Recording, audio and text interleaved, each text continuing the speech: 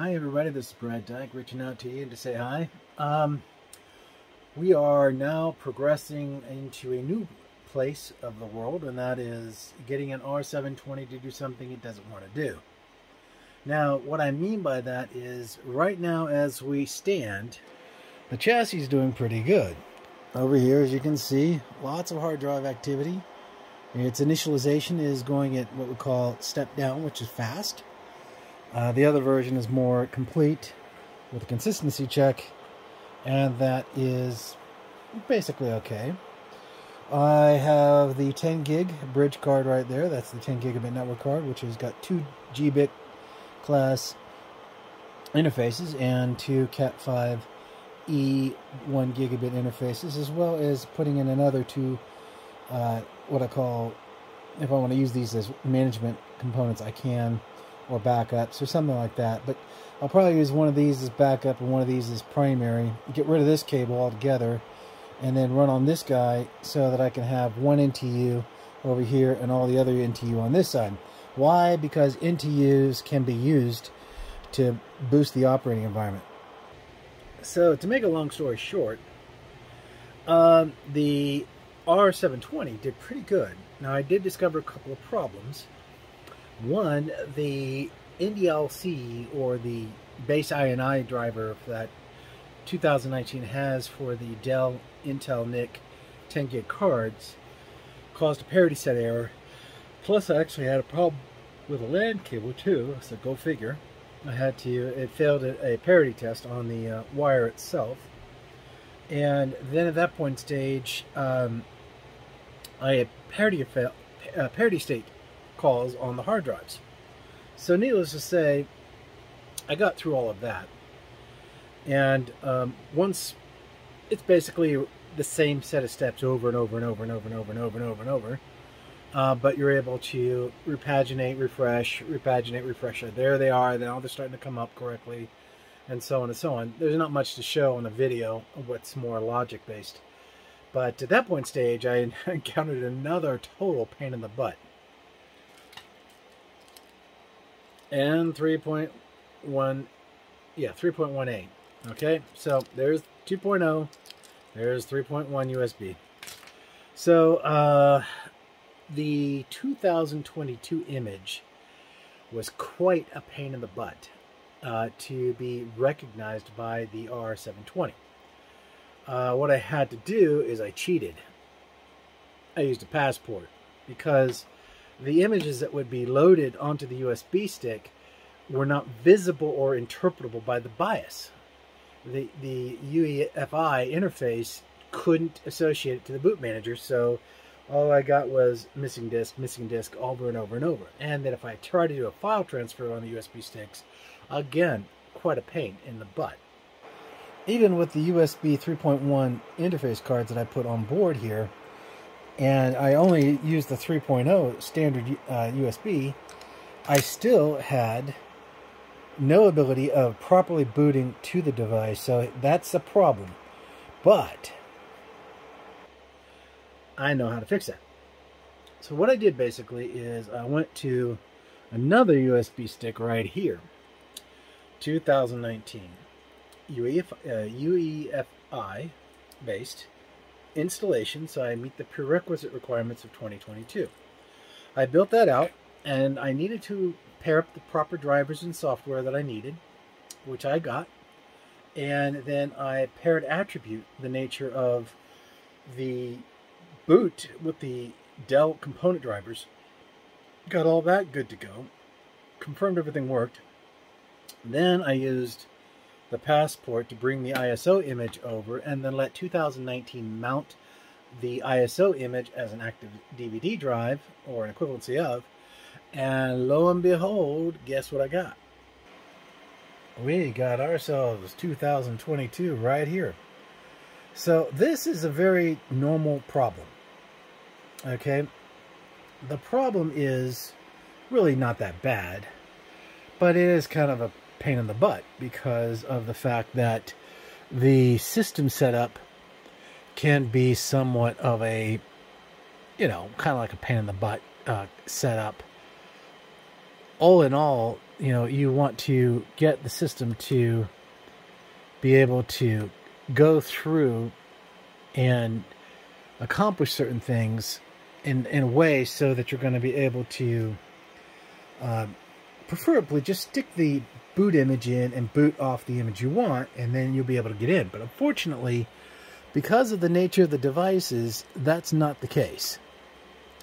So with that being said, you have a choice here of working with what we call layer booting, which is where you build the operating system. You bring that operating system up, and that layered system then allows you to install the next operating system, and then the next operating system, and then the next operating system, until you get to the level that you need to do. This is also the same kind of headache that happens in Linux and Unix, especially in Unix, because that's a pain in the butt. I'm glad we don't deal with that anymore. But the bottom line is, you can skin a cat two different ways in this format. If your USB 2.0 base chip can't cope with the nature of certain types of boot states, and that's not really the USB controller's problem, it's the BIOS recognizing that boot process correctly. Then what you can do is say, fine, I'll go back down to the lower grades, bring in the data, bring over what I want to have, and start installing. So my son, at the place where he works with Dell PowerEdge R610 chassis like these you see here. And the value between those and what I'm doing is, his stuff was on 2012. They had upgraded to 2016. Now they need to upgrade to 2019. And they're behind the curve, and probably in 2 years they'll upgrade to 2022. Or they'll retire the hardware and go to new hardware. And that's the skip process, where you're just skipping through the operating systems. You're not doing anything special with them. You just get them installed, you get the compliant patches you need, and then you install the next level operating system, let them completely wipe out the previous version, and lo and behold, you will be able to get your operating system installed. Now, a lot of you might say, why? First you tried the NVMe and it failed. Well, kept coming back to the BIOS. Then you tried the SSD strategy, and it only recognizes SSDs as cache. It won't get beyond caching. It has to basically function in a certain way. And then this kept happening over and over and over until you kind of get an idea of the parameter aspect. Now, because I know this, I am going to, down the road, get my hands on a new BIOS of the R720, and then see how that will allow me to finally reclassify CAD SSDs into normal SSD drive configurations. Or I've got a backup plan. What I can do is, if the BIOS refresh works correctly and the PCIe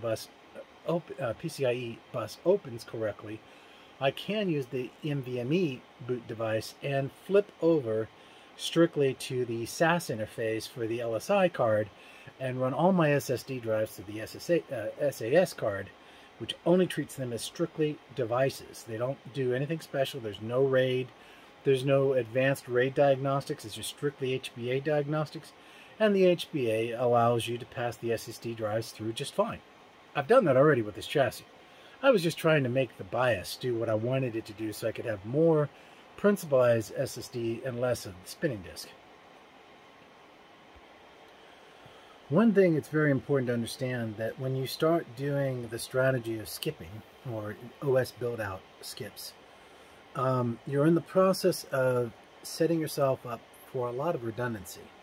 It's not something you want to videotape or anything like that, because you'll do a reboot 14 times. And if you know anything about the RX 720, that's a chunk of time. But with that being the case, the success is actually your goal.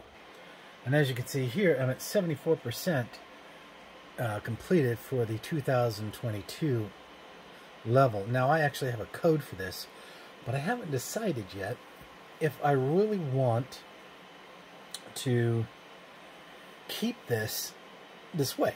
I'm still not really sure. What do I mean by that? Well, basically, in a nutshell, is this config going to work? Is this really what I want? I mean, I'm going to basically have a boot OS with a burst cache function that's SSD, and that's it. So that's not very exciting. I mean, some of my other platforms just completely blow it away. Matter of fact, I'm using PCIe SSD to boot my TrueNAS, which are two Oracle F40 cards. And it's just, you blink and it's done. You're operating and you're ready to go. And it's got 400 gigs of SSD performance, as well as 400 gigs related to redundant model peering for the boot OS. So that's good news. Now, I think I'm going to destroy the RAID groups, the RAID 5 groups that I've set up here, and retest the drives again, because I want the drives to trigger initiate correctly. And I am not seeing that trigger initiation the way I want to see it. I'm seeing a lot of process handling and just a lot of unnecessary spinning of the disks. I think the channel crossing is causing some issues as well.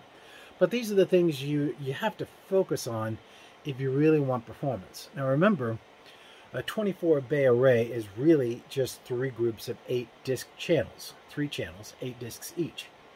The best performance you'll ever get is only staying within the individual channels.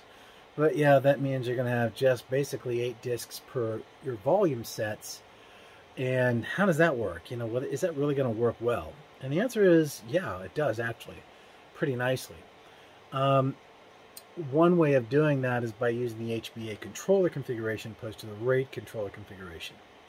RAID is very good, and RAID does it well, but it has a lot of stipulations and control vectors on it that make sure that it will do what it needs to do. That's the beauty of RAID. HBAs still carry the advanced diagnostic states for the drives because they have to reach a certain level of performance before they are basically made available for use. But they don't really care after that. So that's why we call them JOB, just a bunch of disks. JOD basically is an indication of open-ending the infrastructure so you can pretty much work with what you've got, because you're a poor guy and all you got is some old hard drives, right? It's kind of like that. So, with that being said, the next challenge here is to go ahead and let Server 22 finish the installation here. And then I will go into the build state configuration of this chassis. And that's going to be basically the second repository for our data. And also it's going to be the Hyper-V for a Docker engine. Now, this R720 has 40 processors in it, 2 block 20s, or basically 40 cores. That means that when I build a Docker interface, and I'm assigning a very large number of resources, let's say 50, 64, maybe 64 gigs, maybe 70 gigs, I can give to that. The rest of the memory I have out of the 101 gigs, I can deposit against the operating system and the storage capacity for caching. And basically that's it.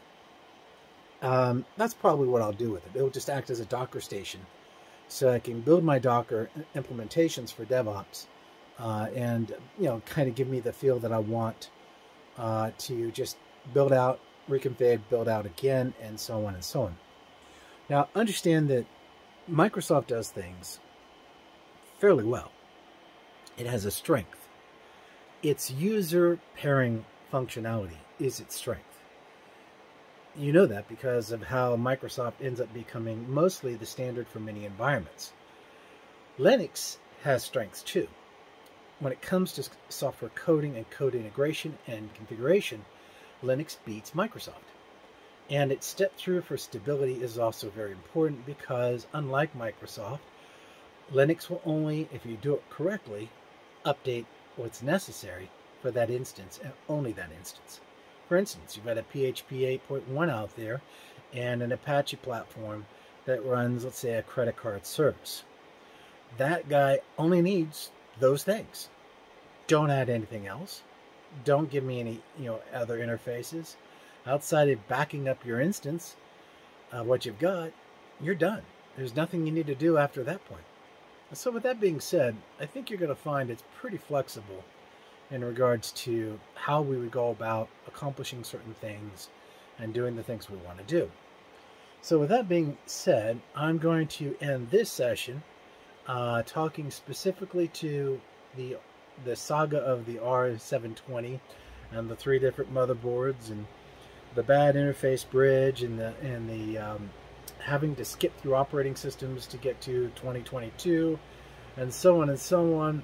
But it's operational now. So now it's fully redundant, dual power supply, dual in CPU, 101 gigs of capacity, redundant boot environment, caching buffering, which is redundant as well, redundant disk arrays with hot swap disks, everything I need for a very stable platform. You could shoot it with a shotgun and it would probably still keep working. That's the kind of redundancy you want with an operation environment. Anything else is strictly test. Alright, this is Brad Dyke. I'm going to let you guys go. You take care. God bless. Bye-bye.